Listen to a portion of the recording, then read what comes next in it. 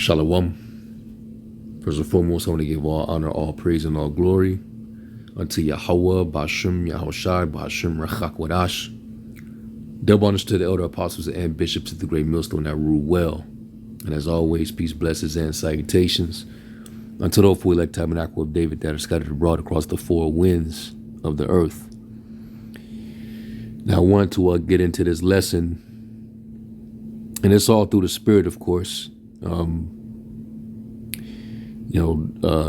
Not too long ago, our brothers all did responses to the statement that Captain Tazaryak made concerning John the Baptist not being in the truth. And his premise for not being in the truth was he questioned, whether Yahushai was the Messiah. Once he started to experience, vulnerability being in prison, he kind of faltered a bit, and he sent his messengers out. He sent his disciples out to go and ask the Lord, was he the Lord, or should he keep, should they look for someone else? And Yahushai sent them back and told them, to tell him, look at what I've done. All right. So, and Yahushai turned around and actually confirmed that he was a man of the Lord, that he was the greatest prophet that lived. So, in this lesson, I wanted to add more to that aspect, just to show you that, though there were great men in the faith, righteous men that the Most High dealt with. These were still men at the end of the day. They were men in the flesh. All right, they were still in the human experience. And which Yahushai even said that the spirit is always willing, but it's the flesh that's weak. So none of us are above weakness or experiencing, vulnerability, whether it be doubt, whether it be some kind of fear, uncertainty. It happens, being in his flesh. So John the Baptist, as great as he wasn't above the vulnerability. So I just went to Chat GPT and I typed in were there righteous men in the Bible that displayed moments of uncertainty or doubt, i.e. John the Baptist, St. Thomas. And this is the response. It says, yes, many righteous figures in the Bible displayed moments of uncertainty or doubt. These moments highlight their humanity and often deepen their relationship with the Most High. And then it gives some examples. Now, what I want to do is I want to start off with a couple precepts. All right, just to understand that this is why we're not to boast, because our greatness doesn't come within ourselves. This is Jeremiah 9:23, and it says, thus saith the Lord, let not the wise man glory in his wisdom, neither let the mighty man glory in his might. Let not the rich man glory in his riches, but let him that glorieth glory in this, that he understandeth and knoweth me, that I am the Lord which exercise loving kindness, judgment, and righteousness in the earth. For in these things I delight, saith the Lord. So, you could be a great man, but even the scriptures say great men are not always wise, neither do the age understand judgment. So, you can have your moments being in this, human experience. Okay. So let's go from there. Let's get another one. I want to get what Apostle Paul said.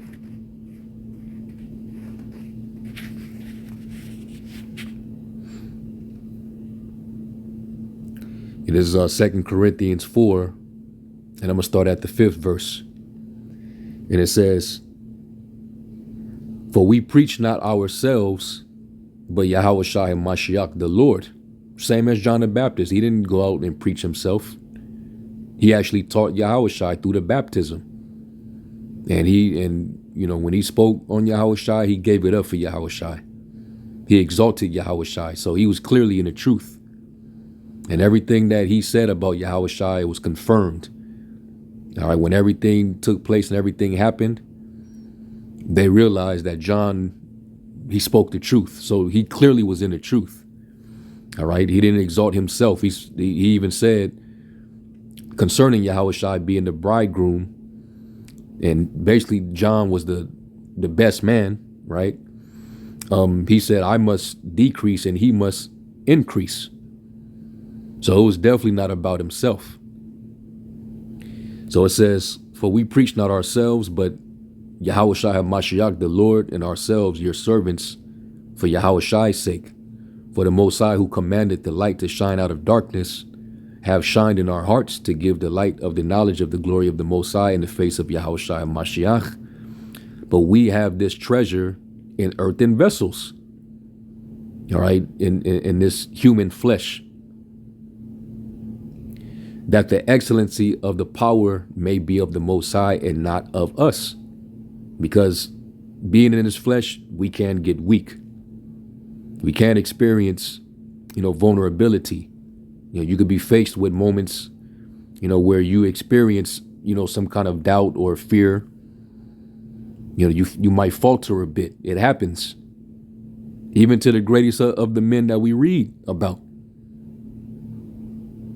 And that's why, we don't boast. Is why we don't wax proud in it. We're not to wax proud in this thing of ours. Because the excellency is of the power of the Most High, and the demonstration is in the spirit and the power of the Most High, Yahweh Bashem Yahushai. And that's how all these men that we read about, that's how they carried on in their purpose, was through the power of Yahweh Bashem Yahushai. And it was at times when the Lord had to basically show and demonstrate, for assurance sake. All right, to increase these men's assurance, sometimes he would have to demonstrate. So I'm going to show that a few of those examples in this lesson, because what you're not going to do is, because these men have showcased or displayed these moments of vulnerability, basically their humanity, you're not going to diminish their person. All right, it doesn't diminish who they are or the purpose that they fulfilled. All right, the Lord still, used these men, and they were righteous men. The Lord dealt with those men.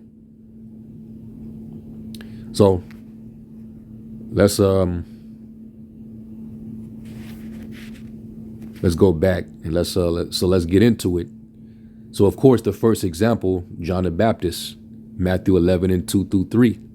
Despite being the one who baptized Yahushua and recognized him as the Lamb of God, John 1 and 29, John later sent messengers to ask Yahushua, are you the one who is to come, or should we expect someone else? Interpretation, John was in prison at the time, and his expectations of the Messiah may not have aligned with Yahushua's ministry. And that's why the Yahushua had to correct their expectations. All right, that Yahushua had to come and basically fulfill everything that was written in the law and the prophets. All right, so his time wasn't to bring down the Roman Empire and restore the nation of Israel and bring them back to their own sovereignty and so on and so forth. Start ruling over the nations. It wasn't that time. And maybe that was what was going through John's head. That maybe if this is the time, maybe he'll deliver me out of this situation, because I'm in prison. And he didn't know, moments later that at some point that he was going to be beheaded in the prison, all because he stood up for the truth against an imposter. All right, one of the Herodians. It says his question shows a moment of deep uncertainty even after earlier conviction. So does this mean that we diminish his purpose and who he was as a man? Because he stood firm even unto the death. All right. And the Lord basically co-signed John's ministry. Okay. So, brothers did responses. They didn't cover it. There's not much more to be said. All right. And ISUPK, they're dead wrong, with that opinion. All right. So let's get to the next one, because by their logic, that would mean all these men wasn't in the truth. By that logic, all these men that displayed the same vulnerability, being in this human experience, then that means that all these men wasn't in the truth. So this negates all these men that they were, not men of the Lord. So we're gonna cover these different examples. We already know about Thomas. All right, you could read that in John 20:24 through 29. It's often referred to as doubting Thomas. He famously said, "Unless I see the nail marks in his hands and put my finger where the nails were, I will not believe." And Yahushua had to basically cut him. Blessed is the man who have not seen and yet believe, because that's faith. Thomas needed physical proof of the resurrection. Yahushua met him in his doubt, offering exactly what he asked for, and Thomas then proclaimed, "My Lord and my God." And guess what? Thomas was still a man of the Lord, and he was still in the truth. All right? The Lord didn't rebuke him and cast him down from his office of being an apostle. All right? Moses, Exodus 3-4. When the Most High called Moses at the burning bush, Moses repeatedly questioned his ability to lead. "Who am I that I should go to Pharaoh? What if they do not believe me or listen to me? I am slow of speech and tongue." And the Lord had to curse him out. Who made the tongue? Who made the ear? Right? Matter of fact, let me go to that. And this is dealing with Moses, who later, after he, questioned himself and was insecure,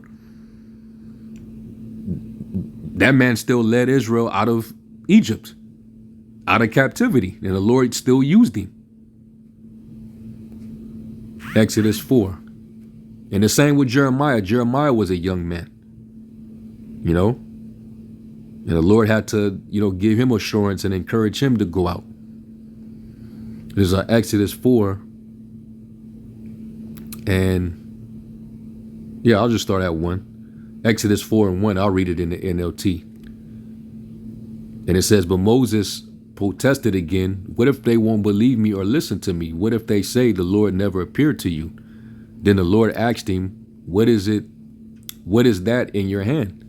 "A shepherd's staff," Moses replied. "Throw it down on the ground," the Lord told him. So Moses threw down the staff and it turned into a snake. Moses jumped back. Then the Lord told him, "Reach out and grab its tail." So Moses reached out and grabbed it, and it turned back into a shepherd's staff in his hand. "Perform this sign," the Lord told him. "Then they will believe that the Lord, the God of their ancestors, the God of Abraham, the God of Isaac, and the God of Jacob really has appeared to you." And we know this is the same people which the Lord said, this sinful and adulterous generation seeketh after a sign. They always seeked after miracles. They needed miracles for confirmation. Otherwise, they wasn't going to believe. Our people always been that way. Then the Lord said to Moses, "Now put your hand inside your cloak." So Moses put his hand inside his cloak. And when he took it out again, his hand was white as snow with a severe skin disease. "Now put your hand back into your cloak," the Lord said. So Moses put his hand back in, and when he took it out again, it was as healthy as the rest of his body. Okay. So let me go down to verse 10. Here's the point. But Moses pleaded with the Lord, "O Lord, I'm not very good with words. I never have been, and I'm not now, even though you have spoken to me. I get tongue-tied and my words get tangled." All right, and that's why even Apostle Paul in his time, he even addressed that in his epistle, that the Lord, he's not concerned with, the eloquent. All right, Paul said, "Though I be rude in speech, yet not in knowledge."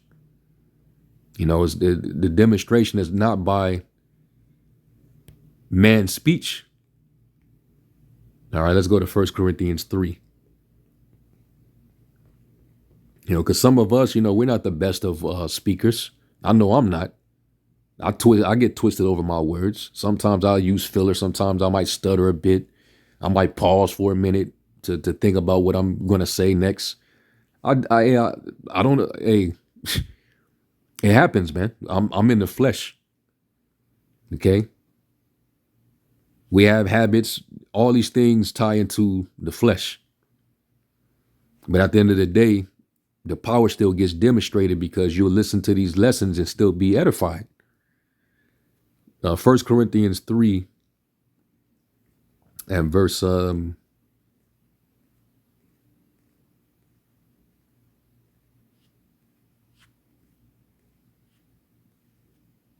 think it might be the second. Let me go to the second chapter. Yep. 1 Corinthians 2 and 1, it says, "And I, brethren, when I came to you, came not with excellency of speech or of wisdom, declaring unto you the testimony of the Most High." Let me jump down to verse. Matter of fact, I'll just keep reading down, but the point is in verse 4 and 5. It says, "For I determined not to know anything among you save Yahushua Mashiach and him crucified. And I was with you in weakness and in fear and in much trembling. And my speech and my preaching was not with enticing words of man's wisdom, but in demonstration of the Spirit and of power, that your faith should not stand in wisdom of men, because a man might know a thing or two, or a man might be able to speak very well, very articulate." And Jake, they fall for that. They love when a dude can, speak very well, but they get deceived, like that Philip Anthony Mitchell guy. They get caught up in this dude's delivery, man. His ability to be dramatic. Nate, he does the same thing. It says, "But in the power of the Most High," and it's the power of the Lord. All right, that demonstrates. Okay. So going back to this account with Moses, he's worried about how he's gonna sound, when he speaks in public to Jake, because you know how when you get, you speak in a ballroom, and it's a bunch of Jake, all through sitting in all the seats, filled up the seats, and you got to stand up there and you got to give a speech, and all of them, they all looking at you. All right. So you might get a little nervous, like, I hope I make sense. I hope I word everything right. So verse 11, then this is what the Lord said to Moses. It says, "Then the Lord asked Moses, who makes a person's mouth? Who make the tongue? Who decides whether people speak or do not speak?" All right. Who can make a person, dumb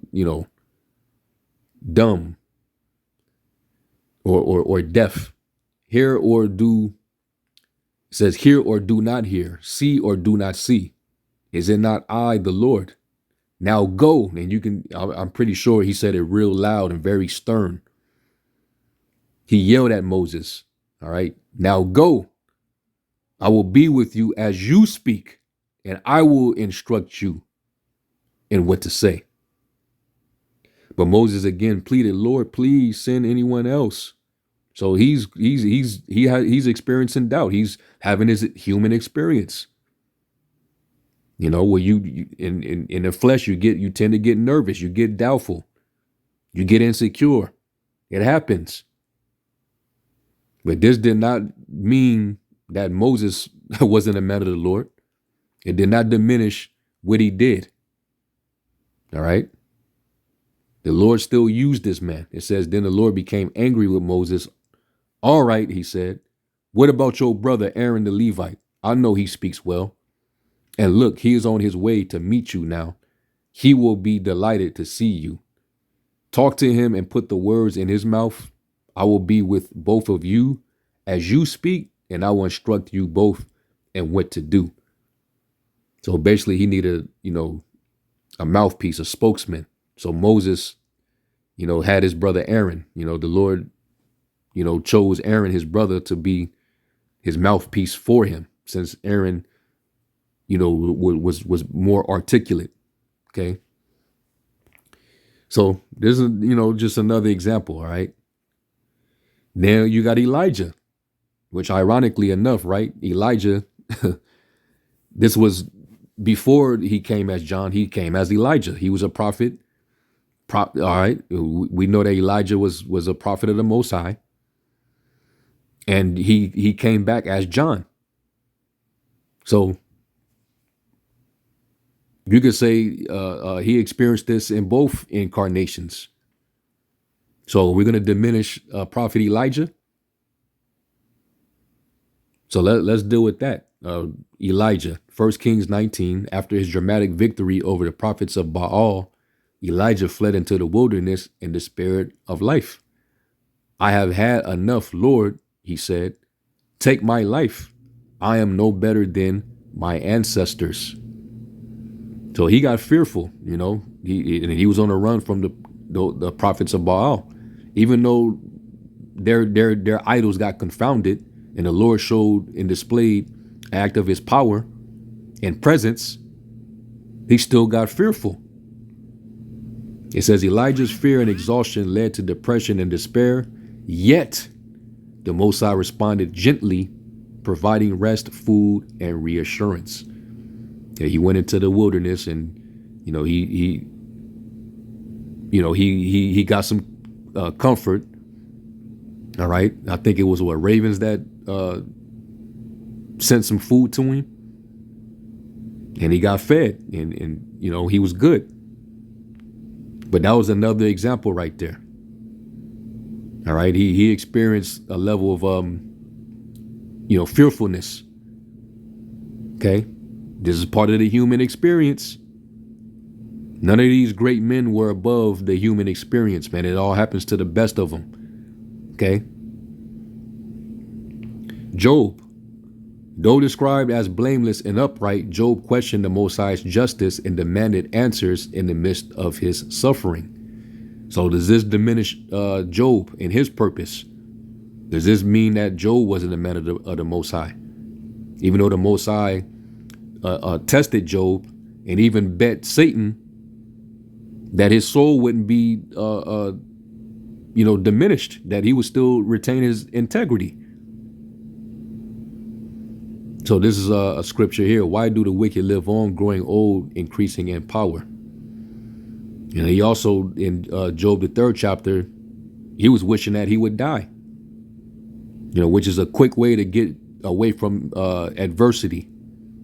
When you dealing in the flesh and you're facing adversity and depression, usually weak people, they seek death.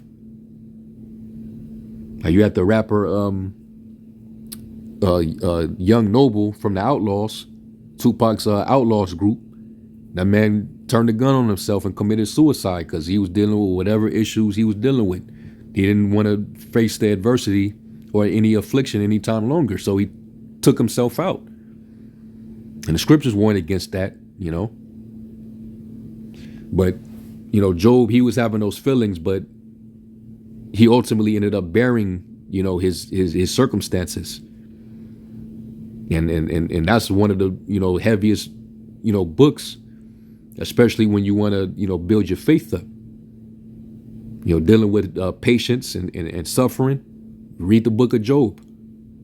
I'm pretty sure you ain't go through the level of affliction Job went through. Interpretation says Job never fully turned from the Most High, but his questions show a righteous man wrestling deeply with the problem of evil and suffering. And then, of course, you got the father of our faith. All right, Abraham. And I got an example that I want to bring out after I read this. All right, that shows you that even he questioned the Most High and was in need of some kind of confirmation. All right. And you're going to say that Abraham, he wasn't a man of faith. So he wasn't in the truth. You know, the man who the Most High called his friend and made a covenant of promise with. I dare you, Tazariak, or any one of you dudes to speak or try to diminish, you know, from Abraham. It says Abraham laughed at the Most High's promise that he would have a son in his old age. Genesis 17:17. Y'all can go and read that. And later Sarah did the same. Genesis 18:12. Even the father of faith had a moment where the promise seemed unbelievable. All right. So John the Baptist wasn't the only one that had these moments. But let's deal with Abraham. I typed in here, it says, there are moments when Abraham faltered his faith. And it says, yes, despite being known as the father of faith, Abraham did experience moments where his faith faltered. Several instances in the Bible demonstrate periods where Abraham's actions reflected doubt or fear rather than complete trust in the Most High's promises. And here are some examples. Genesis 12. During a famine, Abraham went to Egypt and, fearing for his life due to his wife Sarah's beauty, falsely presented her as his sister. This act of deception, motivated by fear, jeopardized the Most High's promise of a lineage through Sarah. And you know that Pharaoh, you know, he got pissed when because he got tormented, and he was like, yo, why you deceive me? You know, here, take your wife and take all these possessions that we gave you and get the hell up out of here, man. Why did you deceive me? I didn't know that was your wife. Because he was fearing that they was gonna kill him and take her.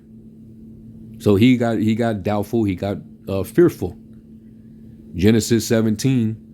In Genesis 17, when the Most High reiterates the promise of a son with Sarah, Abraham laughs in disbelief, questioning how such a thing could happen given their advanced age. Okay. Now let's go real quick to account that it didn't mention. Let's go to Genesis 15.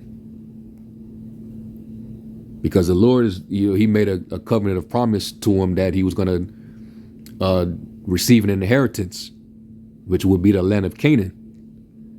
And he had to leave and make this journey all the way from Ur. Then he made that journey with his father, his brothers, and even watched them all die off during this journey. So he gets to a certain point in the journey, and then the angel basically, the angel of the Lord told Abram, all right, that you're going to be given, you know, this land. All right. And this was going to happen. Right. Let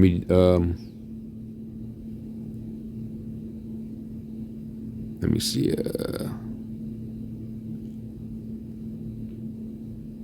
Here we go. Yeah. So I have to jump up in the chapter. So this is Genesis 15 and verse 5. It says, then the Lord took Abram outside and said to him, look up into the sky and count the stars if you can. That's how many descendants you will have. And Abram believed the Lord, and the Lord counted him as righteous because of his faith. Then the Lord told him, I am the Lord who brought you out of Ur of the Chaldeans to give you this land as your possession. But Abram replied, O sovereign Lord, how can I be sure that I will actually possess it? So here it is, the father of faith, of our faith. He is questioning the Most High. all right, on his assurance of this inheritance. How can I be sure? The Lord told him, bring me a 3-year-old heifer, a 3-year-old female goat, a 3-year-old ram, a turtle dove, and a young pigeon. So Abram presented all these to him and killed them. Then he cut each animal down the middle and laid the halves side by side. He did not, however, cut the birds in half. Some vultures swooped down to eat the carcasses, but Abram chased them away. As the sun was going down, Abram fell into a deep sleep, and a terrifying darkness came down over him.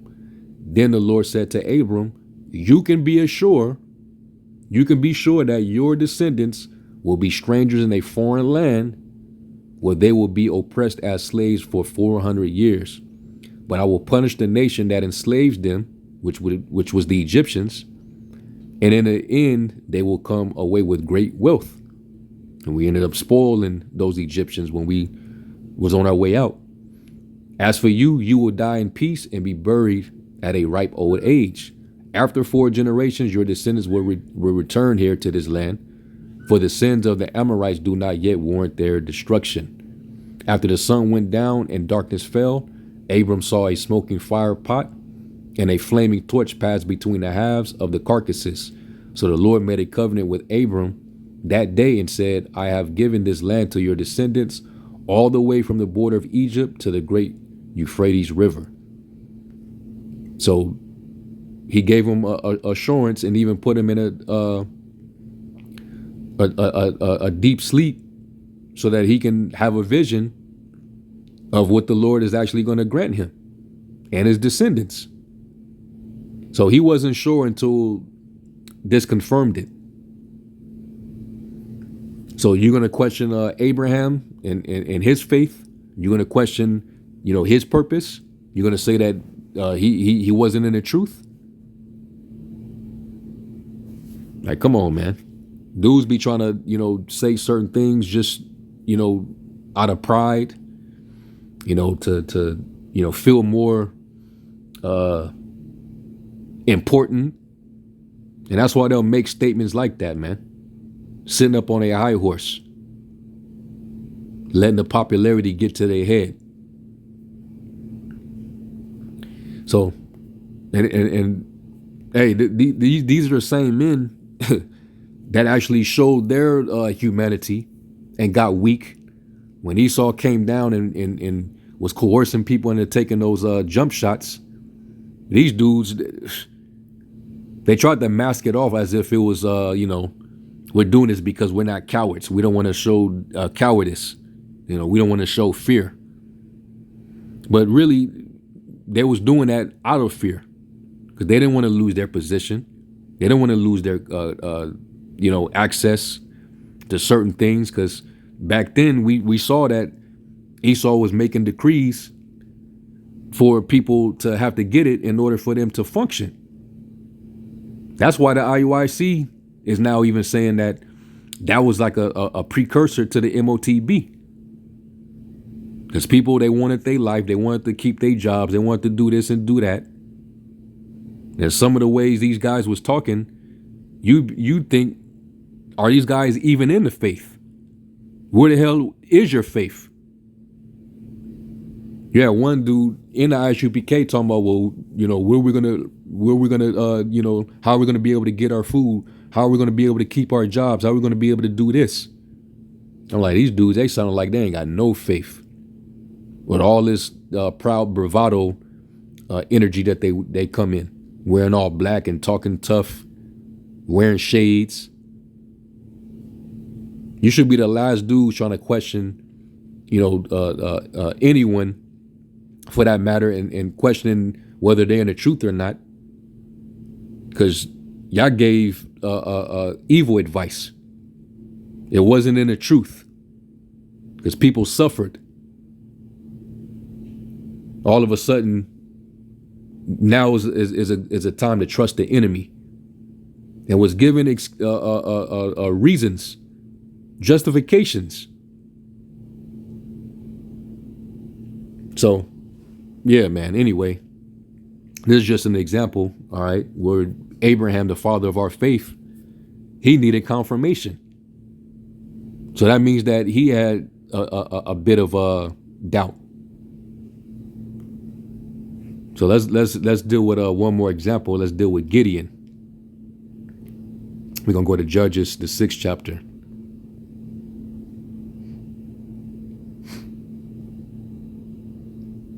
So this is Judges 6. And I'm going to start at verse 12. And it says, the angel of the Lord appeared to him and said, mighty hero, the Lord is with you. Sir Gideon replied, if the Lord is with us, why has all this happened to us? Now, mind you, we were being oppressed by the Midianites at the time, right?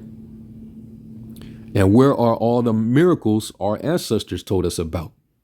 Didn't they say the Lord brought us out of Egypt? So he's questioning the Most High. This is Gideon, all right, who the Lord still ended up using to deliver us out of the hand of the Midianites. But now the Lord has abandoned us and handed us over to the Midianites. Then the Lord turned to him and said, go with the strength you have and rescue Israel from the Midianites. I am sending you. All right. Now, remember, I started off in Jeremiah 9, where it says, let not a man boast in his wisdom or glory in his wisdom. Let not a mighty man glory in his might. Because at the end of the day, it's all of the Heavenly Father. It's through his power, through his will. Because in the flesh, we get weak. It says, but the Lord Gideon replied, how can I rescue Israel? My clan is the weakest in the whole tribe of Manasseh, and I am the least in my entire family. The Lord said to him, I will be with you, and you will destroy the Midianites as if you were fighting against one man. Gideon replied, if you are truly going to help me, show me a sign to prove that it is really the Lord speaking to me. Don't go away until I come back and bring my offering to you. He answered, I will stay here until you return. Gideon hurried home. He cooked a young goat, and with a basket of flour, he baked some bread without yeast. Then carrying the meat in a basket and the broth in a pot, he brought them out and presented them to the angel who was under the great tree. The angel of the Most High said to him, place the meat and the unleavened bread on this rock and pour the broth over it. And Gideon did as he was told. Then the angel of the Lord touched the meat and bread with the tip of the staff in his hand, and fire flamed up from the rock and consumed all he had brought. And the angel of the Lord disappeared. So this is one way that the Lord, answered him. But guess what? That still wasn't enough. So we're going to keep reading. It says, when Gideon realized that it was the angel of the Lord, he cried out, O sovereign Lord, I'm doomed. I have seen the angel of the Lord face to face. It is all right, the Lord replied, do not be afraid, you will not die.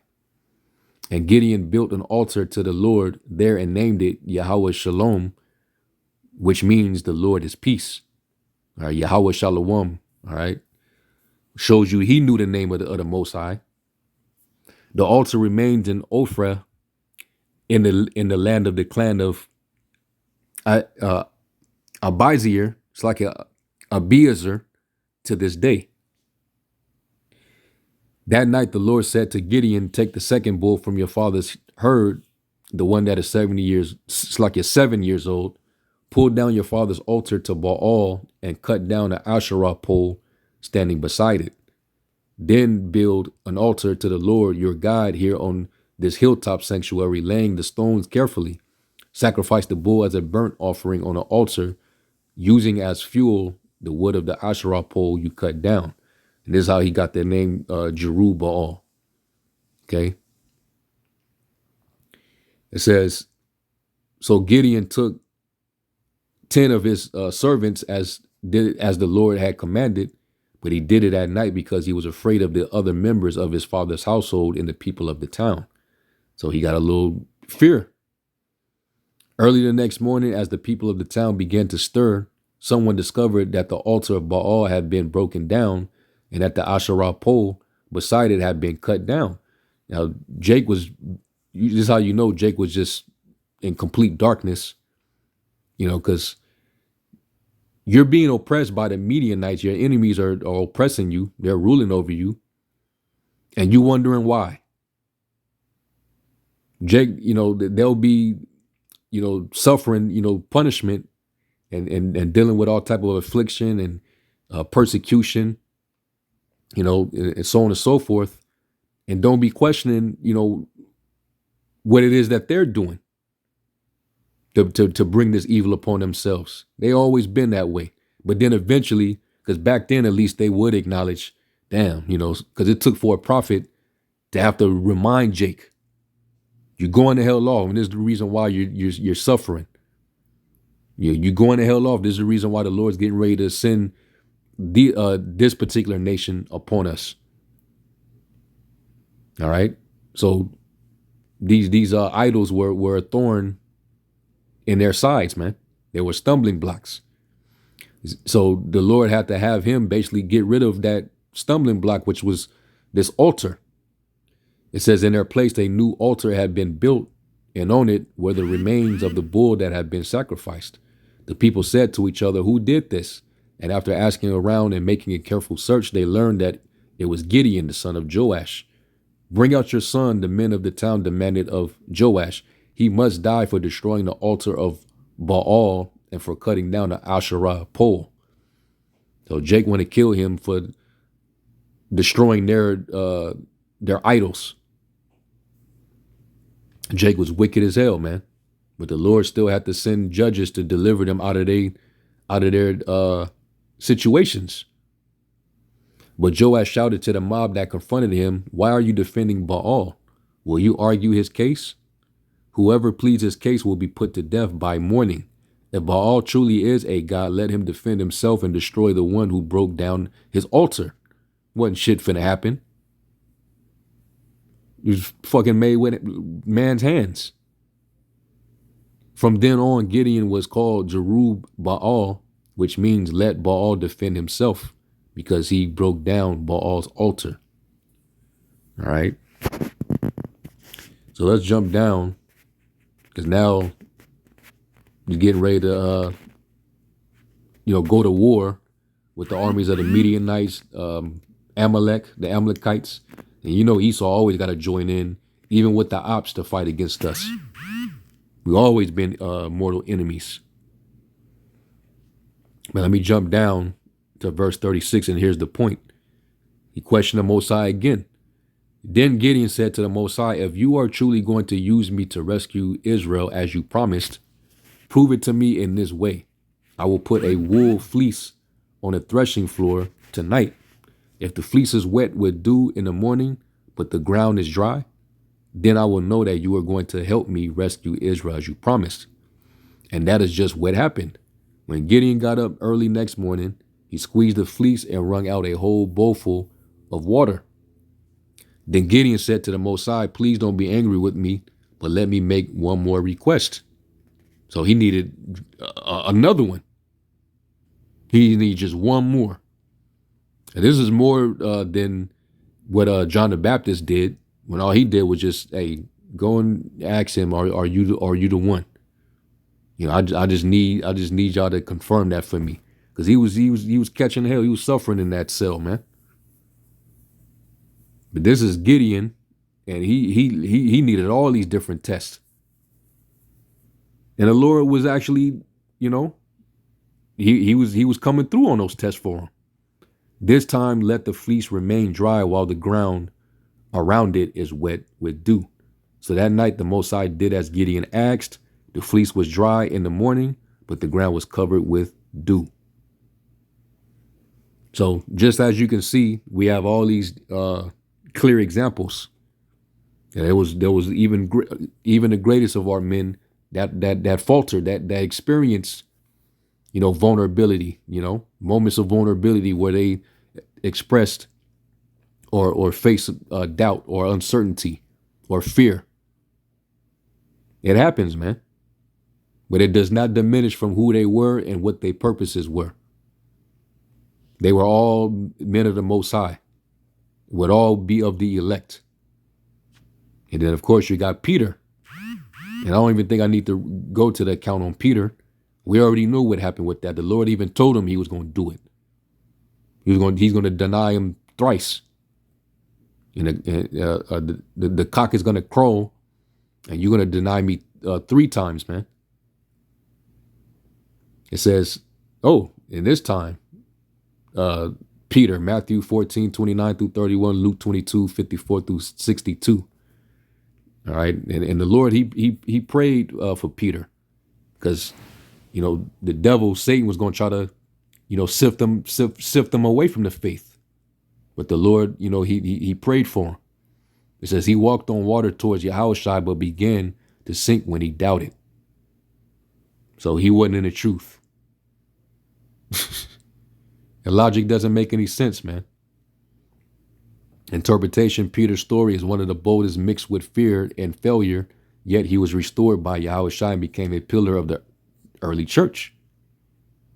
Yeah, he was that rock that the church was founded upon. Summary, yes, even the most faithful had moments of doubt. Doubt doesn't disqualify righteousness. The Most High often responds with compassion, reassurance, or redirection. And in case of John the Baptist, Yahushua sent his men to reassure who the Lord was. He didn't, rebuke them and start speaking ill of John. He bigged up John. John fulfilled his course. It says these stories underscore the theme that faith is often forged through struggle, not the absence of it. So that's pretty much the lesson, man. And the Spirit was on me, and I was like, yeah, let me just do a lesson on that. All right, so you can't question any of these men, though they experienced being in the flesh, because the Lord said the spirit is willing, but the flesh is weak. And that's what we battle, being in his flesh. That's why we don't boast. It's of the power of the Spirit of the Most High that works through us. And having faith is a gift. It's not something that you have on your own. So anyway, Lord willing, this was edifying. I'm going to give all honor, praise, and glory to Yahweh Shem Yahushai. And to the next lesson, Shalom.